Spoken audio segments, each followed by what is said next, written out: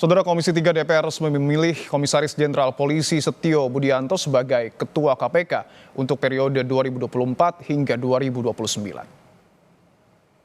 Setio Budianto terpilih sebagai Ketua KPK melalui proses voting dalam rapat pleno Komisi 3 DPR hari ini. Direktur Penyidikan KPK ini terpilih sebagai Ketua setelah memperoleh dukungan 45 suara. Setio akan memimpin KPK bersama 4 komisioner lainnya, yakni Yohanis Tanak, Fitroh Roh Cahyanto, Ibnu Basuki Widodo, dan Agus Joko Pramono. Berdasarkan ketentuan pasal 30 ayat 10 dan ayat 11 tersebut, suara yang diperoleh dengan mekanisme pengambilan suara terbanyak atau voting, Komisi 3 DPR RI memilih dan menetapkan 5 calon pimpinan KPK masa jabatan tahun 2024-2029, yaitu Yohanis Tanak, Fitroh Roh Cahyanto, Setio Budianto sebagai Ketua, Agus Joko Pramono, Ibnu Basuki Widodo. Sebelumnya dalam uji kelayakan dan kepatutan calon pimpinan KPK, Setio Budianto sempat menyinggung terkait urgensi operasi tangkap tangan di KPK. Setio bilang operasi tangkap tangan di KPK masih diperlukan. Namun KPK perlu lebih selektif untuk mengungkap kasus-kasus besar dan meminimalisasi kesalahan. Kenapa diperlukan? OTT adalah pintu masuk terhadap perkara-perkara yang diperlukan untuk bisa membuka perkara yang lebih besar. Memang OTT ini tidak perlu harus banyak, gitu, betul-betul selektif, prioritas, gitu, tapi masih diperlukan untuk saat ini. Ya, betul-betul selektif prioritas dalam rangka mengantisipasi hal-hal misalkan adanya pra-peradilan dan lain-lain, tapi betul-betul selektif, ya, dilaksanakan secara rigid, secara bersih, ya, tanpa melakukan hal-hal yang meminimalisir kesalahan.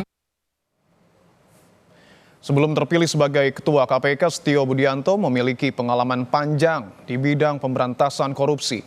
Ia pernah menjabat sebagai Koordinator Supervisi Kedeputian Penindakan KPK pada tahun 2019.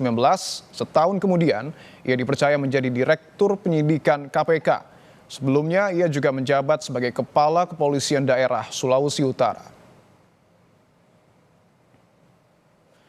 Sementara Wakil Ketua KPK terpilih, yakni Yohanis Tanak, yang sebelumnya juga menjabat sebagai Wakil Ketua KPK. Agus Joko Pramono yang sebelumnya berkarir sebagai Wakil Ketua BPK RI. Ibnu Basuki Widodo yang berlatar belakang sebagai seorang hakim. Dan Fitroh Roh Cahyanto yang sebelumnya merupakan jaksa fungsional KPK.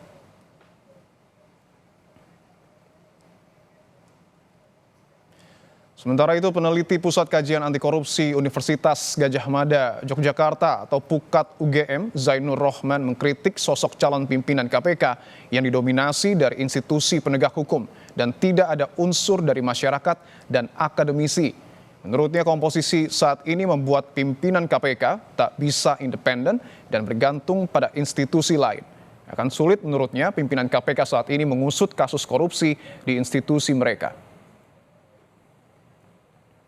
Komposisi 5 orang yang terdiri dari institusi penegak hukum dan auditor ini, maka kemungkinan KPK untuk dapat menangani korupsi di tempat asal institusi masing-masing pimpinan KPK terpilih ini kemudian akan menjadi dipertanyakan.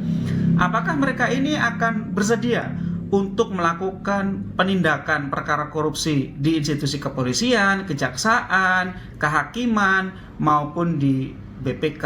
Padahal kita tahu institusi penegak hukum dan juga institusi audit ini adalah institusi-institusi yang selama ini masih belum bebas dari korupsi.